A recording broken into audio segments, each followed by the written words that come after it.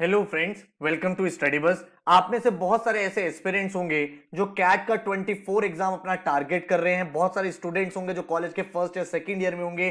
कुछ लोग की अभी जॉब स्टार्ट हुई होगी जो 1 या 2 साल बाद कैट एग्जाम को टारगेट करना चाहते हैं। तो ये वीडियो आपके लिए कंप्लीट गाइडलाइन की तरह एक्ट करेगी। इस वीडियो में मैं आपको एक एक चीज शेयर करूंगा कि आपको एमबीए क्यों करना चाहिए, क्या एलिजिबिलिटी क्राइटेरिया है, कौन कौन से टॉप कॉलेजेस है जो आप टारगेट कर सकते हो, जितने भी मिथ होते हैं, जो भी डाउट्स हैं वो क्लियर करूंगा। एग्जाम का पैटर्न आपके साथ डिस्कस करूंगा, कट ऑफ क्या रहती है, किस स्कोर पे क्या परसेंटाइल आती है, कौन से कॉलेज की कॉल आ सकती है, सिलेबस क्या रहेगा, आपका day by day study planner क्या रहना चाहिए, एंड अगर आपको प्रोफाइल बिल्डिंग करनी है ताकि आपको अच्छा एमबीए कॉलेज मिल सके तो वो भी आपके साथ कंप्लीट डिटेल शेयर करूंगा। तो इस वीडियो को सेव कर लेना, अपने फ्रेंड्स कॉलीग के साथ शेयर करना ताकि हर एक स्टूडेंट, हर एक एस्पिरेंट को कैट 24 के बारे में ऑथेंटिक करेक्ट इंफॉर्मेशन मिल पाए। मैंने खुद ये एग्जाम 9 से 10 टाइम्स अपीयर किया अपनी लाइफ में। अपना एमबीए मैंने इंडिया के ओल्डेस्ट कॉलेज एक्सएलआई जमशेदपुर से किया, तो आपको मैं रिलायबल इंफॉर्मेशन यहां पे दे पाऊंगा। So my name is Saurabh Kothari, let's start. तो सबसे पहले और सबसे इंपॉर्टेंट चीज की हम बात करते हैं कि इंडिया में कौन कौन से टॉप एमबीए कॉलेजेस हैं जो आप टारगेट कर सकते हो। आपने बहुत बार आईएम सुना होगा, जैसे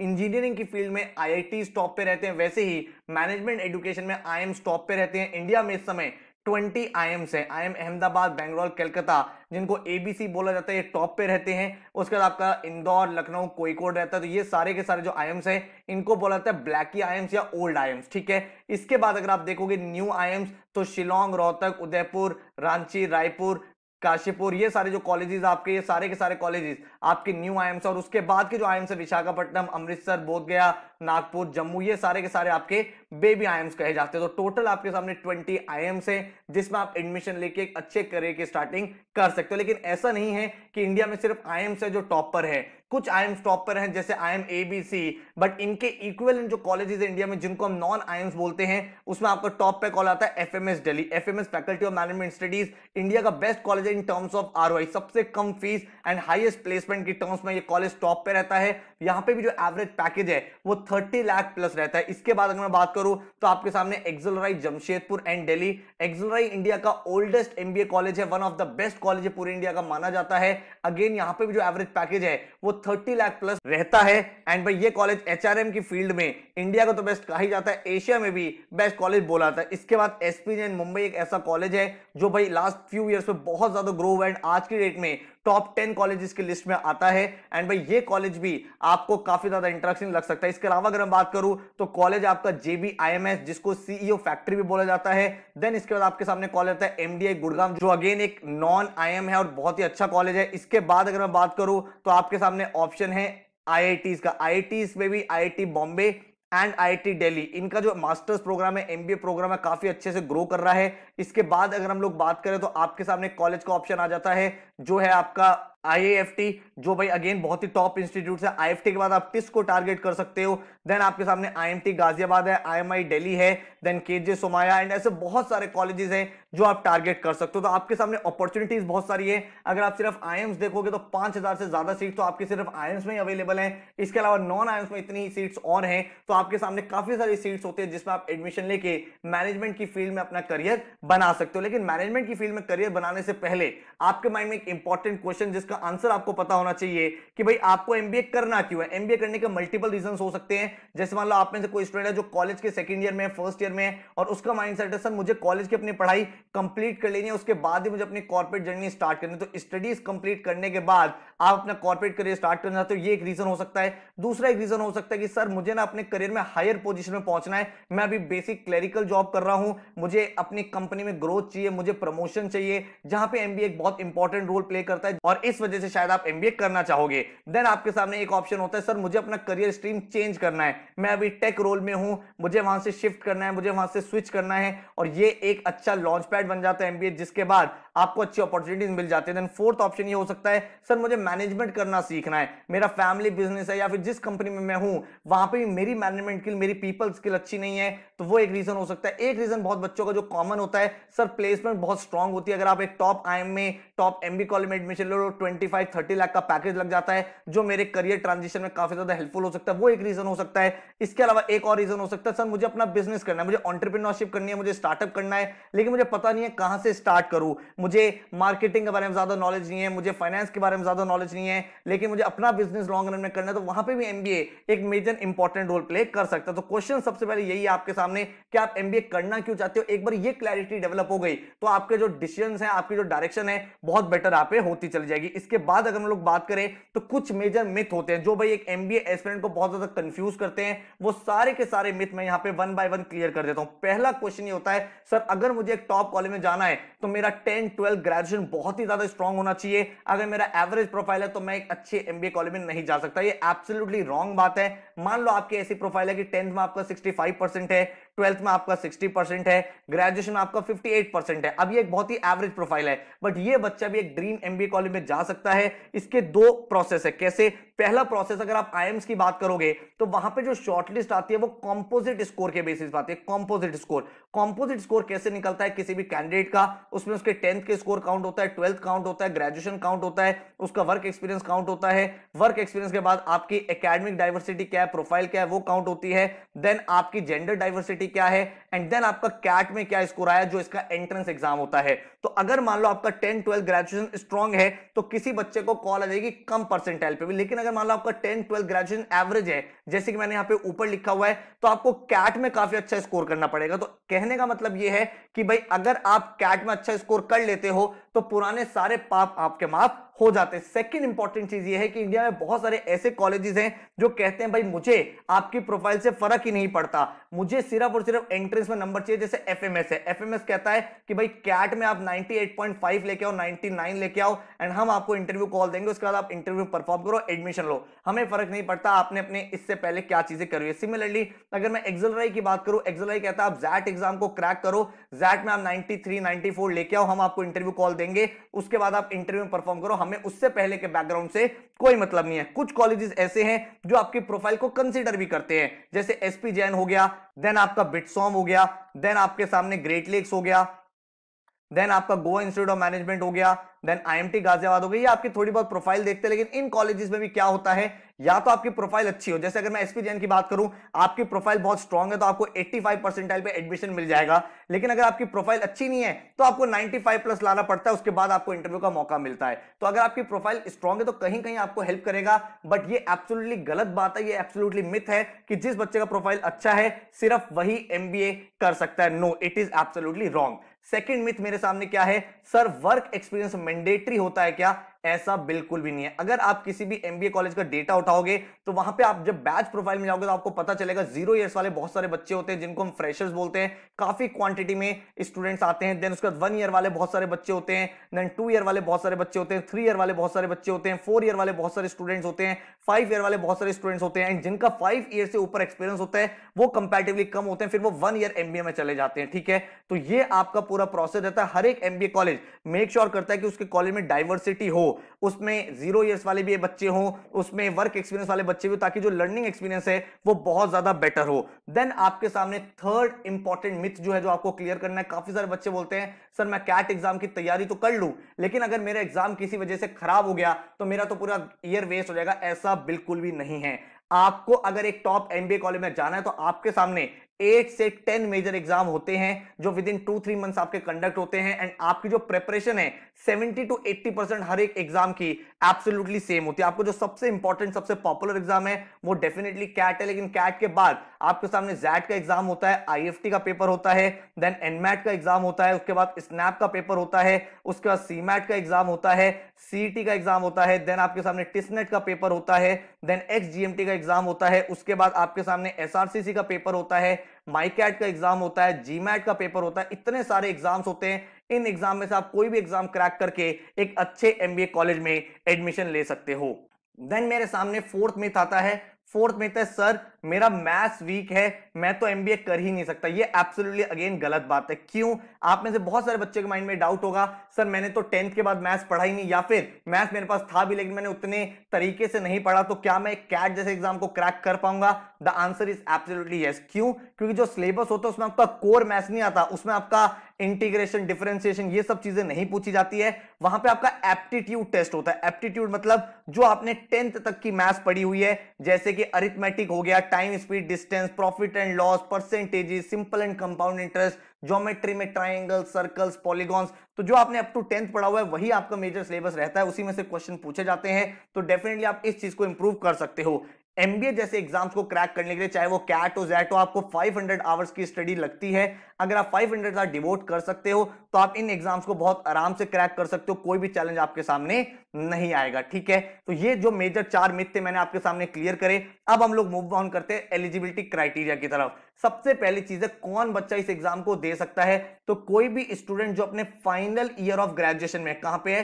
फाइनल ईयर ऑफ ग्रेजुएशन में, वो इन एग्जाम्स को अपीयर कर सकते हैं। And final year of graduation के अलावा अगर आपने ग्रेजुएशन कंप्लीट कर रखी है, आपके पास वर्क एक्सपीरियंस है, आप डेफिनेटली इस एग्जाम को अपीयर कर सकते हो। ठीक है, तो कहने का मतलब मिनिमम जो आपको रिक्वायरमेंट हुआ है कि आप फाइनल ईयर ऑफ ग्रेजुएशन में होने चाहिए, चाहे वो 3 ईयर का ग्रेजुएशन हो, चाहे वो 4 ईयर का ग्रेजुएशन हो। देन एक क्वेश्चन आता है, सर नंबर ऑफ अटेम्प्ट्स कितने हैं, मैं कितनी बार कैट दे सकता हूं? So the answer is infinite, मतलब कोई भी लिमिट नहीं होती कैट एग्जाम पे। आप 1 बार दो, 2 बार दो, 10 बार एग्जाम करो, जितनी बार भी आप एग्जाम करना चाहते हो आप कर सकते हो।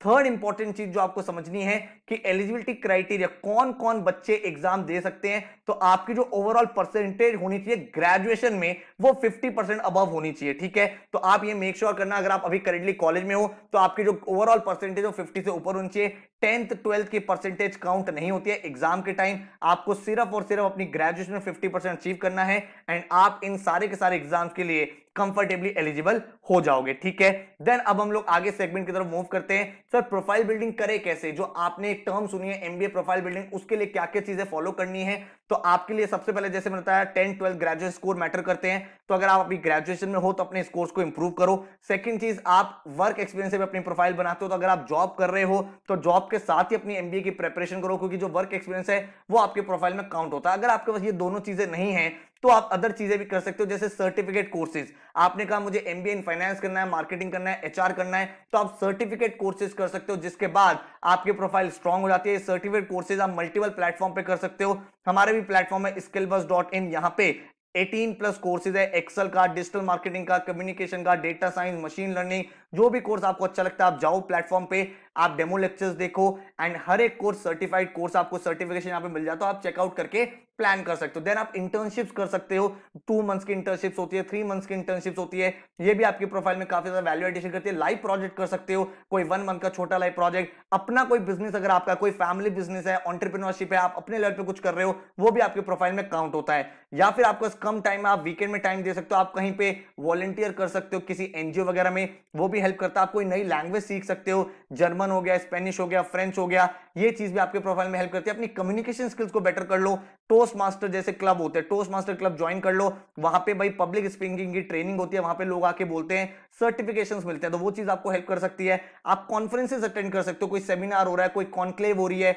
उनको अटेंड कर सकते हो 2 डेज 3 डेज की, उसके सर्टिफिकेट को गेन कर लो। आप कहीं पार्ट टाइम टीचिंग कर सकते हो, जरूरी नहीं है टीचिंग सिर्फ एकेडमिक हो, मान लो आपको कुछ और आता है, जैसे कुकिंग आता है, आपको डिजाइनिंग आती है, कोई भी ऐसी चीज जो आपको लगता है आपके अंदर स्पेशल है, आप लोगों को वो सिखा सकते हो, वो भी आपके प्रोफाइल में ऐड होता है। एंड आप फ्रीलांसिंग भी कर सकते हो, बहुत सारी फ्रीलांसिंग वेबसाइट्स होती है, वहां पे जाके आप भाई अर्निंग भी कर सकते हो एंड ये आपके प्रोफाइल में भी ऐड ऑन करेगा। ठीक है, अब आते हैं नेक्स्ट स्टेप की तरफ। जैसे कि मैंने आपको बताया कौन कौन से एग्जाम्स आपको टारगेट करने हैं, जैसे कि मैंने आपको पहले ही बताया 70 से 80% आपका सिलेबस मेजरली एग्जाम में सेम होता है, तो आप सारे के सारे एग्जाम टारगेट कर सकते हो। हमारी रिकमेंडेशन ये रहती है कि 4 to 5 एग्जाम्स आपको टारगेट करने चाहिए, ताकि एंड में आपके पास बेस्ट अपॉर्चुनिटी एंड अकॉर्डिंगली आप बेस्ट कॉलेज में जा पाओ। कैट के थ्रू आप आईएम्स में जा सकते हो, एफएमएस में जा सकते हो, एसपीजेएन में जा सकते हो, जैट के थ्रू आप भाई एक्सेलराई में जा सकते हो, आप एक्सआईएमबी में जा सकते हो, आप आईएमटी में जा सकते हो, आईएमआई में जा सकते हो, आईएफटी के थ्रू आप आईएफटी के दिल्ली कैंपस में, कोलकाता कैंपस में जा सकते हो, एनमैट के थ्रू आप एनएमआईएमएस मुंबई में एडमिशन ले सकते हो, आप यहाँ पे तापनी में एडमिशन ले सकते हो, आप केजे सोमाया में एडमिशन ले सकते हो।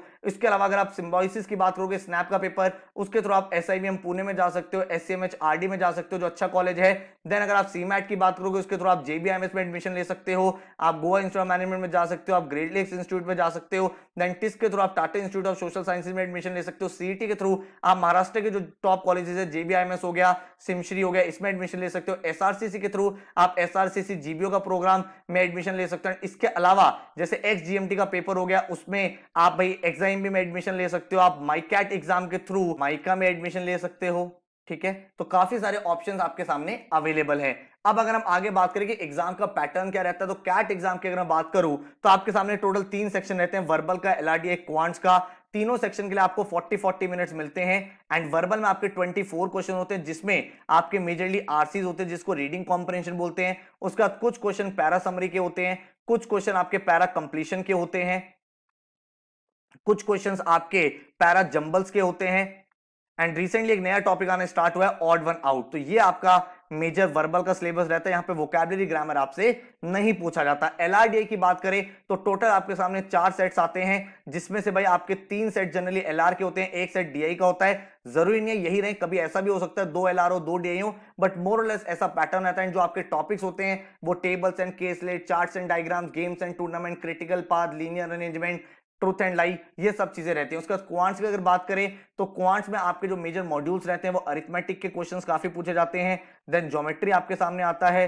ज्योमेट्री के बाद कुछ क्वेश्चन आपके अलजेब्रा के देखने को मिलते हैं। देन उसके बाद आप कुछ क्वेश्चन देखते हो मॉडर्न मैथ्स के। एंड मॉडर्न मैथ्स के बाद कुछ क्वेश्चंस आपके सामने आ जाते हैं नंबर सिस्टम के। तो ये 5 मॉड्यूल्स रहते हैं जो आपको यहाँ पे पढ़ना होता है। कैट का यही सिलेबस रहता है, यही पेपर पैटर्न रहता है। अब अगर मैं बात करूं कट ऑफ की, तो ये आपके लिए बहुत इंपॉर्टेंट स्लाइड है। क्यों? क्योंकि काफी सारे बच्चों के माइंड में डाउट होता है, सर 99 परसेंटाइल तो इम्पॉसिबल हमारे लिए लाना, हम इतना पेपर कैसे सॉल्व करेंगे? बट आपको ये समझना है 99 परसेंटाइल का मतलब बिल्कुल भी 99 परसेंटेज ऑफ पेपर नहीं होता है। अगर आप ये डेटा ध्यान से देखोगे तो आपको क्या पता चल रहा है कि 99 परसेंटाइल अचीव करने के लिए आपको 84 मार्क्स चाहिए थे आउट ऑफ 198, विच मींस 43% आपको पेपर सही करना था।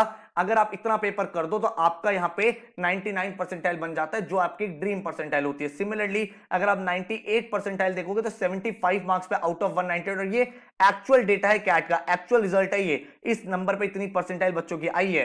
देन 90 परसेंटाइल की अगर मैं बात करूं तो 49 मार्क्स आपको चाहिए थे। भैया आप खुद देख सकते हो 1/3 से भी कम पेपर आपको करना है एंड आराम से आपका सिलेक्शन यहां पे बन जाता है। ठीक है, इसी तरह से अगर आप लास्ट 5 साल का भी एनालिसिस देखोगे तो आपको यही कहानी देखने को मिलेगी। कैट 22 में 198 में से 84 मार्क्स चाहिए थे, which is 43% of the paper. CAT 21 की अगर बात करोगे तो 198 में से 98 मार्क्स आपको चाहिए थे, which is 50% of the paper. CAT 20 की बात करोगे तो 228 में से 101 मार्क्स चाहिए थे, which is 44% of the paper. CAT 2019 में 300 में से 156 मार्क्स चाहिए थे, which is 52% of the paper. And आपका कैट 2018 में 300 में से 154 मार्क्स चाहिए थे, which is 51% of the paper. तो यहां पे आपकी लर्निंग ये बन गई कि भाई अगर आप 99 परसेंटाइल अचीव करना चाहते हो, आपको सिर्फ और सिर्फ 50% एग्जाम करेक्ट करना है, एक्यूरेट करना है बिना एरर के, एंड आपकी ये ड्रीम परसेंटाइल अचीव हो जाएगी। तो इस पर्सपेक्टिव से आप सोचोगे तो आपको पता है अगर आप 1 ईयर डिवोट करोगे, आप भाई 6 मंथ्स 10 मंथ्स डिवोट करोगे अपनी प्रिपरेशन में, तो हाफ सिलेबस का पेपर तो करके आराम से स्कोर कर सकते हो। अब अगर बात करें कट ऑफ क्या रहती है सर, तो अगर मैं आईएम्स की बात करूं तो देखो ये सारी की सारी प्रोफाइल के बेसिस पे, जैसे कि मैंने आपको बताया आपको कंपोजिट स्कोर चाहिए होता है, लेकिन फिर भी अगर हम एक बेंचमार्क फिगर लेके चलें तो इन तीनों कॉलेज के लिए एबीसी के लिए आपको 99 प्लस चाहिए होता है। जरूरी नहीं है 99 पे कॉल आ ही जाएगी, बहुत सारे बच्चों को 99.9 पे भी कॉल नहीं आती, और बहुत सारे ऐसे स्टूडेंट्स होते हैं जिनको 95 पे भी कॉल आते हैं। डिपेंड करता है आपका कॉम्पोजिट स्कोर क्या है, बट एक बॉल पार्क फिगर आपको बता रहा हूं। उसके बाद अगर आप बाकी कॉलेज देखोगे, आईएम इंदौर, लखनऊ, कोईकोड, तो 97 प्लस आपको चाहिए। उसके बाद वाले जो कॉलेजेस हैं 95 प्लस आपको चाहिए। उसके बाद अगर आप देखोगे 90 प्लस पे आपको कॉल आ जाती है, और जो आपके बेबी आईएम्स हैं 85 प्लस पे आपको यहाँ पे एडमिशन मिल जाता है। अगर मैं नॉन आईएम्स की बात करूं तो अगर आप टीयर 1 कॉलेज जैसे एफएमएस में जाना चाहते हो तो 99 इज द कट ऑफ। अगर आप भाई उसके नीचे थोड़ा सा जाना चाहते हो एसपीजीएन, एमडीआई, तो 95 से 97 is the cut off. And इस तरह से रिड्यूस होते होते अगर आपको टॉप 20 टॉप 30 कॉलेज में जाना है तो 90 प्लस आपको लेके आना होता है कैट में, जिसके बाद आपको एक अच्छे कॉलेज में एडमिशन सिक्योर हो जाता है। ठीक है, अब अगर हम बात करें सिलेबस क्या रहता है डिटेल में, तो क्वांट्स के जैसे कि मैंने आपको बताया 5 मॉड्यूल है, arithmetic, number system, geometry, algebra, modern maths. तो आपका भाई अरिथमेटिक में time and work, pipes and system, averages, percentages, ratio, proportion, profit and loss, हर एक चीज आपके सब्जेक्ट में इंक्लूडेड रहेंगी, simple and compound interest. Then number system में fraction, factors, HCF, LCM, divisibility rule, unit digit, two digit power के question रहते हैं। ज्योमेट्री में ट्रायंगल, सर्कल्स, क्वाड्रिलेटरल, पॉलीगॉन्स आपका पूछा जाता है। देन मेंसुरेशन के कुछ क्वेश्चन बनते हैं। अलजेब्रा में algebraic identities, linear equations, quadratic equation, high order equation, concept of root, special equations, integral solution, ये रहेगा। और मॉडर्न मैथ्स में set theory, Venn diagrams, sequence and series, APG, PHP, permutation, combination, probability आपके सामने रहता है। अगर मैं वर्बल की बात करूं तो भाई आपका वर्बल में 4 मॉड्यूल्स रहते हैं। अगर मैं कैट की बात करूं तो मॉड्यूल 2 और मॉड्यूल 3 आपसे पूछा जाता है। एंड नॉन कैट एग्जाम्स की अगर हम बात करें अपार्ट फ्रॉम कैट, जैसे कि स्नैप हो गया, एनमैट हो गया, आईएफटी हो गया, उसमें आपको मॉड्यूल 1 और मॉड्यूल 4 भी पढ़ना पड़ता है। क्वांट्स का सिलेबस स्टैंडर्ड है, वही 5 मॉड्यूल्स आपसे हर एग्जाम में पूछे जाएंगे। एलआरडीए में कैट के लिए ये 2 मॉड्यूल्स हैं, एंड अदर एग्जाम्स की अगर आप बात करो तो आपको चारों मॉड्यूल्स करने पड़ेंगे। ठीक है, इसी तरह से अगर हम वर्बल की बात करें तो कैट में आपको मॉड्यूल 2, मॉड्यूल 3 एंड मॉड्यूल 5 करना होता है। ये 3 मॉड्यूल्स कैट एग्जाम के लिए हैं पर्टिकुलरली। एंड अगर आप नॉन कैट एग्जाम से इसमें ऐड ऑन कर दो स्नैप, एनमैट, आईएफटी, सीमैट, तो वहां पे आपको मॉड्यूल 1 एंड मॉड्यूल 4 भी करना पड़ेगा। तो मैंने आपको कंप्लीट सिलेबस दे दिया कि इसके बाहर आपको कुछ नहीं आएगा किसी भी एग्जाम में, इतना कर लोगे you are ready for all the exams. ठीक है, सिमिलरली अगर मैं बात करूं जीके सेक्शन की, जीके आपका कैट में नहीं पूछा जाता है, लेकिन कुछ एंट्रेंस एग्जाम में जैसे आईएफटी हो गया, जैट हो गया, देन सीमैट का एग्जाम हो गया, टिस का पेपर हो गया, वहां पे आपका जीके का एलिमेंट पूछा जाता है। तो आपके जीके में 3 मॉड्यूल्स होते हैं, static GK, current GK and business awareness. Static GK आपका history, polity, geography, art and culture, जो हिस्ट्री आपकी चेंज नहीं होती। करेंट जीके जो होती है लास्ट 1 ईयर के जितने भी इंपॉर्टेंट न्यूज है, economy, international affairs, international organisation, monetary, fiscal policy, economics news, जो भी इंपॉर्टेंट चीजें वो यहाँ पे आपसे पूछी जाती है। और बिजनेस अवेयरनेस में कोई भी नया सीईओ पॉइंट हुआ है, कोई एक्विजिशन हुआ है, कोई मर्जर हुआ है, कोई बिजनेस ग्रुप की न्यूज है, वो सारी चीजें आपके लिए इंपॉर्टेंट रहती है। ठीक है, अब क्वेश्चन आता है सर किसी भी एग्जाम को अगर क्रैक करना है तो क्या प्रोसेस है? तो 5 स्टेप प्रोसेस आपको फॉलो करना चाहिए। सबसे पहला है कॉन्सेप्ट बिल्डिंग। बहुत सारे बच्चे मिस्टेक क्या करते हैं, डे 1 पे शॉर्टकट ट्रिक्स के पीछे भागने लगते हैं, लेकिन वो अप्रोच बिल्कुल गलत है। आपको सबसे पहले अपनी फाउंडेशन बिल्ड करनी चाहिए, आपको अपने बेसिक बिल्ड करने चाहिए। अभी आगे आपको बताऊंगा एक एब्सोल्युटली फ्री कोर्स जो हमने लॉन्च किया, जिसके थ्रू आपकी पूरी प्रिपरेशन हो जाएगी, लेकिन अभी आप पूरा प्रोसेस समझो पहले। तो आपको फाउंडेशन और बेसिक बिल्ड करना है सबसे पहले, उसके बाद आपको हर एक टॉपिक पे 100 क्वेश्चंस के आसपास प्रैक्टिस करने हैं। 100 क्वेश्चन आपको प्रैक्टिस करनी है।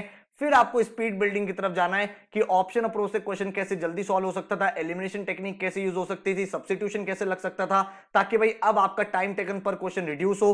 देन आपका स्टेप 4 आएगा मॉक्स एंड एनालिसिस। हर एक एग्जाम के आपको फुल लेंथ मॉक्स देने हैं, उनका डिटेल एनालिसिस करना है। मॉक्स बहुत इंपॉर्टेंट पार्ट होता है आपकी पूरी एमबीए जर्नी का। एंड हर एक एग्जाम का इंडिविजुअल प्लानर होना चाहिए, जैसे कि जैट का क्या प्लानर है, कैसे रिवीजन करना है, कितने मॉक्स लगाने हैं, एनमैट का क्या करना है, स्नैप क्या करना है। बेस्ड ऑन द डेट जब आपका एग्जाम होना है, आपके सामने एक प्लानर होना चाहिए, complete revision plan, mock plan, ताकि उन एग्जाम्स को आप अच्छे से डील कर पाओ। अगर मैं सब्जेक्ट वाइज आपसे बात करूं तो क्वांट्स में आपको सबसे पहले बेसिक बिल्ड करने अपने, जैसे मान लो आज आपने डिसाइड किया मुझे परसेंटेज टॉपिक करना, आपने वो टॉपिक पढ़ा, उसके फॉर्मूले, कॉन्सेप्ट, लॉजिक सीखा, उस टॉपिक में 100 क्वेश्चन प्रैक्टिस करे।